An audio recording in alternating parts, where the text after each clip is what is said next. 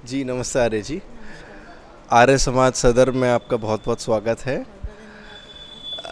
आपसे हम ये जानना चाहेंगे जो आर्य समाज सदर में ऋग्वेद पारायण यज्ञ हो रहा है, जिसमें आप पहली बार आए हैं, आपका क्या एक्सपीरियंस है, आप क्या कहना चाहेंगे इसके बारे में? देखिए, मैं आई तो यहाँ पहली बार हूँ, लेकिन यहाँ आके मेरे को बहुत अच्छा लगा। मैं पहले से जुड़ी हुई हूँ आर्य समाज पल्लवपुरम से, है ना।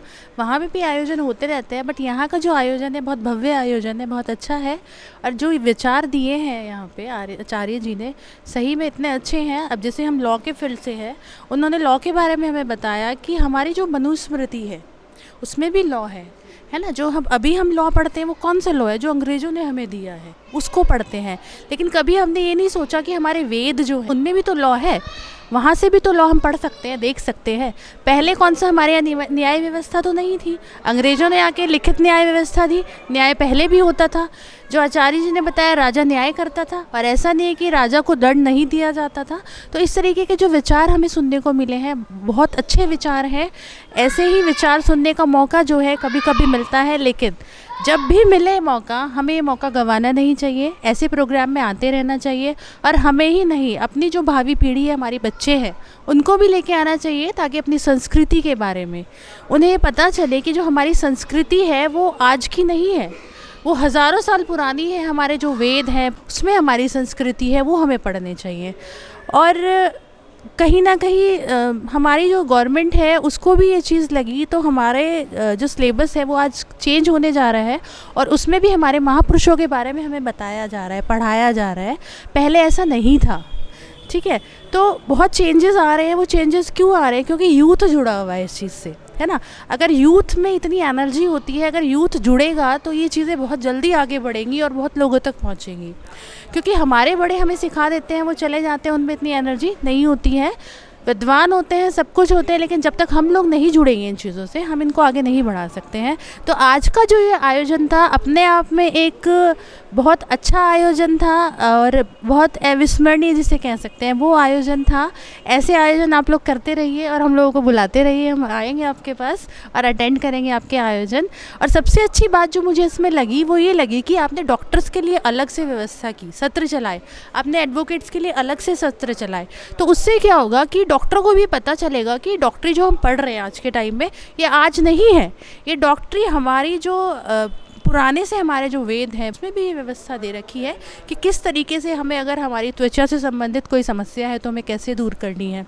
ये चीज़ें अगर हम पढ़ेंगे तो कहीं ना कहीं जो है इंग्लिश, आजकल हम क्या करते हैं, एलोपैथिक दवाइयाँ खाते हैं, वो हमारे शरीर को नुकसान पहुंचाती है।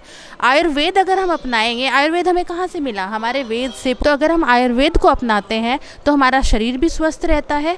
और जो अननेसेसरी एलोपैथिक दवाइयों से हमें, हमारी बीमारी तो दूर होती है, बट दूसरी जो बीमारियाँ है वो हमें लग जाती है, तो उससे भी बचा जा सकता है। इसीलिए हमारे वेद, हमारी मनुस्मृति हमें क्या कहती है, ये हमें क्या, हर बच्चे को पता होना चाहिए। और इस चीज़ को हमें इन प्रचार के माध्यम से नहीं, बल्कि स्कूलों में भी इन चीज़ों को व्यवस्था की जानी चाहिए कि स्कूल में कोई एक वेद 10th तक आपको ये पढ़ना है, हर बच्चे को पढ़ना है, कंपलसरी है, जिससे कि उस बच्चे को हमारी संस्कृति के बारे में पता चले। ठीक है, बहुत अच्छा प्रोग्राम था, बहुत अच्छा लगा आपके यहाँ पे आके। बहुत बहुत धन्यवाद। बहुत बहुत धन्यवाद आपका। तो जैसा कि आपने बताया कि वेद से जो आपको सुनने को मिला, वेद से दंड की नीति, न्याय की नीति, और जो मनुस्मृति का भी आपने एक कंपैरिजन दिया कि मनुस्मृति में भी जो लिखा है, लेकिन उसका भी आधार, सभी ग्रंथों का आधार वेद है। तो वेद का पढ़ना पढ़ाना और सुनना सुनाना सब आर्यों का परम धर्म है, ये आर्य समाज का नियम भी कहता है। और इस चीज़ से आप प्रेरित भी हुए हैं और आपने प्रेरणा भी दी है। आपने जैसे आर्य समाज में हवन अटेंड किए होंगे, तो हवन के बारे में आपके क्या विचार हैं? हवन करके आपकी कैसा फील होता है, कैसा आपको लगता है? देखिए, जब हम हवन अटेंड करते हैं आर्य समाज में, तो कहीं ना कहीं जो है एक पॉजिटिव एनर्जी हमारे पास आती है। देखिए, जो हमारी नेगेटिविटी है वो दूर होती है और हमारे आसपास जो एक पॉजिटिव एनर्जी आती है। और कहीं ना कहीं जो हमारा वातावरण है वो शुद्ध होता है। यज्ञ करने से। यज्ञ करने का मेन मकसद क्या होता है कि अपने वातावरण को शुद्ध करना, अपनी जो पॉजिटिव एनर्जी है उसको बनाए रखना, उसको लेके आना। इवन अगर आप बीमार भी हैं और आप यज्ञ अटेंड कर लेते हैं तो कहीं ना कहीं आपकी आधी बीमारी दूर हो जाती है।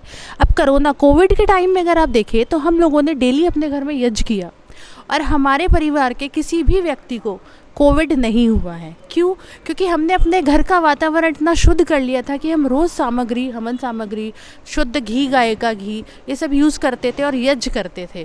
तो यज्ञ का कहीं ना कहीं आपका जो स्वास्थ्य है वो बना रहता है, आपके अंदर पॉजिटिव एनर्जी आती है और आप जो है एक जैसे रूल रेगुलेशन में रहते हैं कि हमें सुबह उठ के ये काम करना है, एक नियम, आपका एक नियम बन जाता है।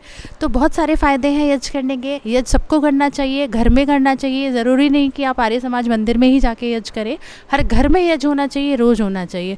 अगर हम पुरानी व्यवस्था को देखें तो कहीं ना कहीं आपने देखा होगा, पढ़ा होगा कि अयोध्या में जो है रोज़ यज्ञ होता था, है ना। श्री राम जी के घर में रोज़ यज्ञ होता था। उनकी माताएं सबसे पहले उठ के यज्ञ करती थी और उनको भी बिठाती थी उस यज्ञ में। तो पॉजिटिव एनर्जी, अच्छा वातावरण, शुद्ध वातावरण, उसकी ज़रूरत उस टाइम से ज़्यादा आज है हमें, क्योंकि आज हमारा वातावरण बहुत दूषित हो चुका है। हर घर में कोई ना कोई बीमार है, हर घर में कोई ना कोई नेगेटिव लोग रहते हैं यहाँ पे। तो नेगेटिविटी दूर करने के लिए, अपना वातावरण शुद्ध करने के लिए यज्ञ बहुत ज़रूरी है, जिससे कि आप और आपके बच्चे दोनों को ये हैबिट में आ जाता है कि हाँ, अगर आप कुछ करते हो तो नियम बनाते हो, कहीं ना कहीं आपके बच्चे भी उसको फॉलो करते हैं। तो आगे आने वाली पीढ़ी के लिए भी ये फ़ायदा है कि अगर हम करेंगे तो हमारे बच्चे भी करेंगे। ठीक है, थैंक यू।